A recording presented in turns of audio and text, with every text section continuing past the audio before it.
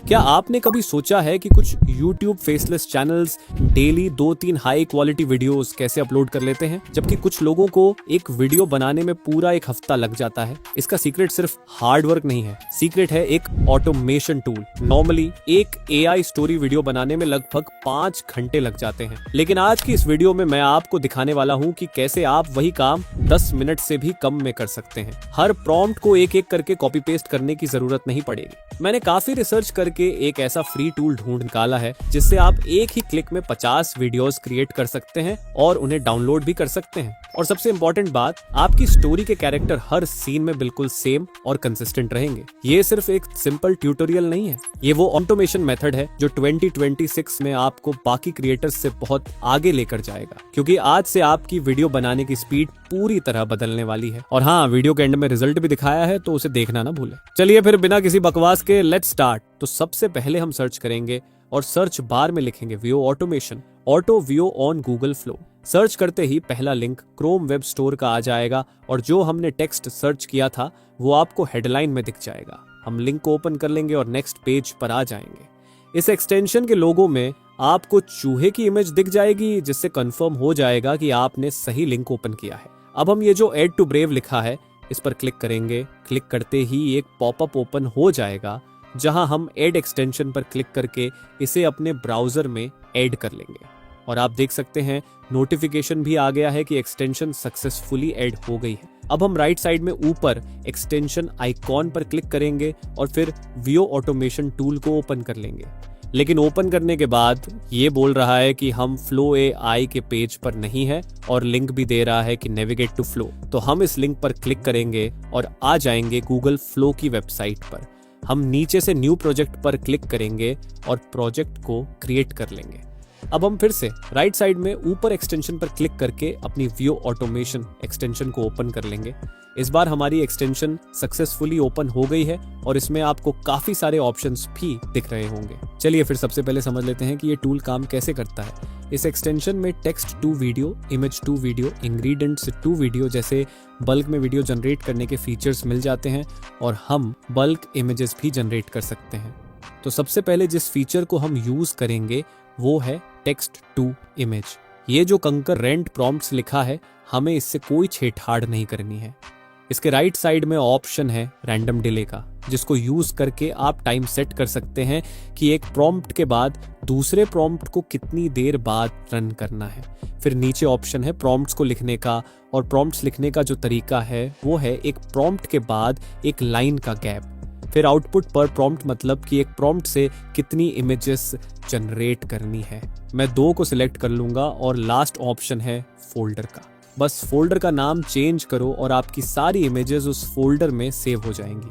अब हम फिर से ऊपर स्क्रॉल करेंगे और चलेंगे सेटिंग्स पर। सेटिंग्स में आपको वीडियो मॉडल, इमेज मॉडल और एस्पेक्ट रेशियो चेंज करने के ऑप्शंस मिल जाएंगे। दोस्तों, इस एक्सटेंशन पर हम नैनो बनाना 2 को भी यूज कर सकते हैं। थोड़ा और नीचे जाओगे तो वीडियो की क्वालिटी चेंज करने का ऑप्शन भी मिल जाएगा, जिसे हम 1080p कर लेंगे। उसके बाद इमेज की क्वालिटी को 2K पर सेट कर लेंगे और सेव सेटिंग्स पर क्लिक करके जो भी चेंजेस किए हैं उनको सेव कर लेंगे।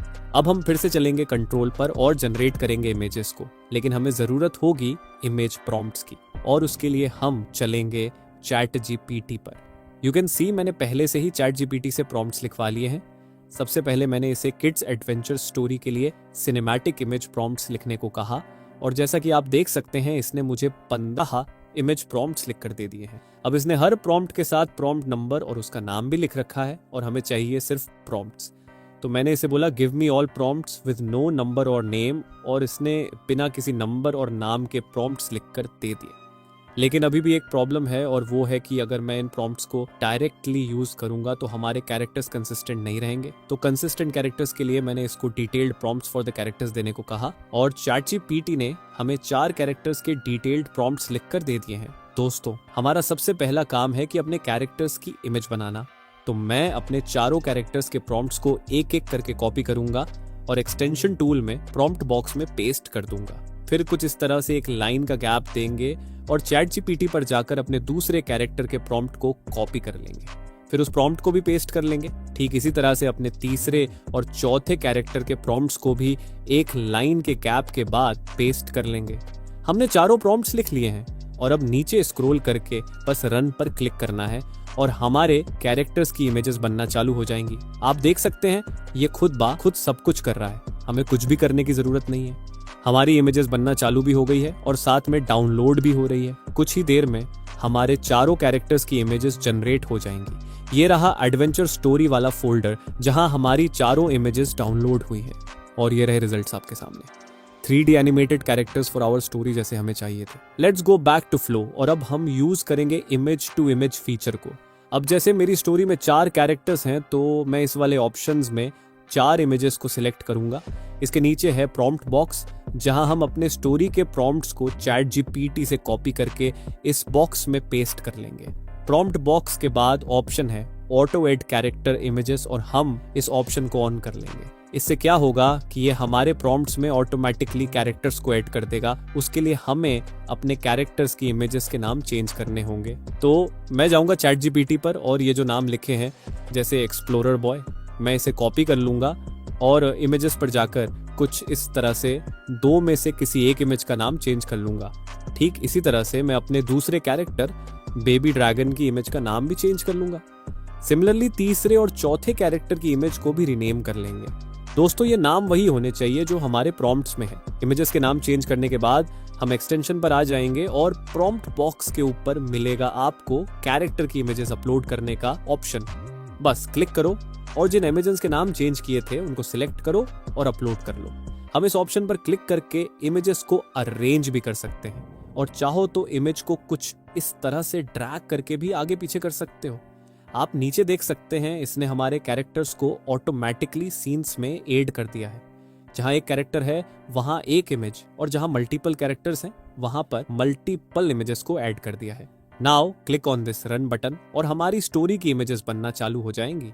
यू कैन सी एक एक करके ये प्रॉम्प्ट्स को लिख भी रहा है, इमेजेस को जनरेट भी कर रहा है और साथ ही जैसे ही इमेज बन जाती है ये उसे डाउनलोड भी करता जा रहा है। Just wait for few minutes और हमारी सारी इमेजेस बनकर तैयार हो जाएंगी। लेकिन कभी कभी ये कुछ इमेजेस को डाउनलोड नहीं कर पाता है। जैसे कि आप देख सकते हैं जिन इमेजेस को ये डाउनलोड नहीं कर पाया है उन पर इसने रेड कलर से हाईलाइट कर दिया है, तो उनको हम मैन्युअली कुछ इस तरह से इमेज पर जाकर डाउनलोड कर सकते हैं। सारी इमेजेस बनने के बाद हम चलेंगे इमेज टू वीडियो फीचर पर। बाकी के सारे ऑप्शंस इमेज टू इमेज के जैसे ही हैं, लेकिन हमें इमेज को वीडियो में कन्वर्ट करने के लिए प्रॉम्प्ट्स की जरूरत होगी। तो हम चलेंगे ChatGPT पर और सेम चैट में इसको बोलेंगे कि give me image to video prompts for ONIL 15 prompts using Veo 3.1। Send करते ही ये हमें 15 डिटेल्ड प्रॉम्प्ट्स लिख कर दे देगा। अब सिंपली इन प्रॉम्प्ट्स को कॉपी कर लेना है और गूगल फ्लो के पेज पर आकर इन प्रॉम्प्ट्स को एक्सटेंशन में पेस्ट कर देना है। लेकिन याद रखना कि हर एक प्रॉम्प्ट के बाद एक लाइन का गैप हो। इसके बाद प्रॉम्प्ट बॉक्स के ऊपर से हम अपने सीन की सारी इमेजेस को अपलोड करेंगे। लेकिन उससे पहले एक काम कर लेना, अपनी इमेजेस को कुछ इस तरह से नंबर के हिसाब से रीनेम कर लेना। अब मैं ये इसलिए कर रहा हूँ क्योंकि हमने एक सीन के लिए 2 इमेजेस जनरेट की थी, तो दोनों में से जो भी अच्छी लगे उस इमेज को रीनेम कर लेना और इससे हमें एक्सटेंशन में अरेंज करने में भी आसानी होगी। नाम चेंज करने के बाद हम अपनी इमेजेस को अपलोड कर लेंगे। आप देख सकते हैं हमारी इमेजेस नंबर के अकॉर्डिंग अपलोड हो चुकी है। अब नीचे स्क्रॉल करके ये आउटपुट पर प्रॉम्प्ट को 2 से 1 कर लेना, क्योंकि इमेज में क्रेडिट्स नहीं लगते लेकिन वीडियो में तो लगते हैं। इतना करने के बाद अब हम रन पे क्लिक करेंगे और वीडियो बनने का प्रोसेस चालू हो जाएगा। Now just sit back and relax, क्योंकि अब बस कुछ ही मिनट्स की बात है। ये एक एक करके हमारी सारी वीडियोस को जनरेट कर देगा और डाउनलोड भी कर देगा। एक बार सारे वीडियोस डाउनलोड हो जाएं तो किसी भी वीडियो एडिटर में उन्हें इंपोर्ट कर लेना और वीडियोस को वॉइस ओवर के अकॉर्डिंग अरेंज करके एक्सपोर्ट कर लेना। और इस तरह से आप एक दिन में 3 शॉर्ट्स या रील्स बना सकते हो और एक दिन में एक लॉन्ग वीडियो भी बना सकते हो। तो दोस्तों ये तो था पूरा प्रोसेस कि कैसे हम अपने गूगल फ्लो को ऑटोमेट कर सकते हैं और बिना किसी मेहनत के बल्क में इमेजेस और वीडियोस बना सकते हैं। आई होप आप लोगों को वीडियो पसंद आया होगा, तो वीडियो को लाइक करना ना भूलें और चैनल पर नए हो तो सब्सक्राइब भी कर लेना, क्योंकि इस तरह की कमाल की AI से रिलेटेड ट्रिक्स मैं लाता रहता हूँ। चलिए अब हम इस डॉक्यूमेंट्री वीडियो को देख लेते हैं जिसे मैंने टेक्स्ट टू वीडियो ऑटोमेशन से बनाया है। मैं इस समय आगरा में यमुना नदी के किनारे खड़ा हूँ और मेरे सामने इतिहास बन रहा है। यहाँ आप देख सकते हैं कि कारीगर संगमरमर के पत्थरों पर बेहद बारीक नक्काशी कर रहे हैं। इतने विशाल संगमरमर के पत्थरों को यहाँ तक लाना आसान काम नहीं है। यमुना नदी इस निर्माण कार्य की सबसे महत्वपूर्ण कड़ी बन चुकी है। मेरे ऊपर जो विशाल लकड़ी की मचान दिखाई दे रही है, उसी के सहारे मजदूर इस ऊंचाई पर काम कर पा रहे हैं। यहाँ इन तंबुओं के अंदर इस महान स्मारक के नक्शे तैयार किए जा रहे हैं। फारस और हिंदुस्तान के महान वास्तुकार मिलकर इसकी रचना कर रहे हैं। ताजमहल के सामने जो बाग बनाया जा रहा है वो मुगल शैली का चार बाग है। इसकी बनावट इस तरह की जाती है कि चारों दिशाओं में पानी की नहरें और रास्ते बिल्कुल समान दिखाई दें। मेरे सामने जो विशाल गुंबद तैयार किया जा रहा है वही ताजमहल की सबसे पहचान बनने वाला है। ताजमहल का अंदरूनी हिस्सा भी उतना ही भव्य बनाया जा रहा है जितना इसका बाहरी रूप। ऊपर से देखने पर इस पूरे निर्माण स्थल का पैमाना समझ में आता है। हजारों मजदूर और कारीगर दिन रात काम कर रहे हैं। संगमरमर को इतनी सावधानी से चमकाया जा रहा है कि उसकी सतह पर आसमान का प्रतिबिंब दिखाई देने लगता है। सालों की मेहनत के बाद अब ये इमारत लगभग पूरी हो चुकी है।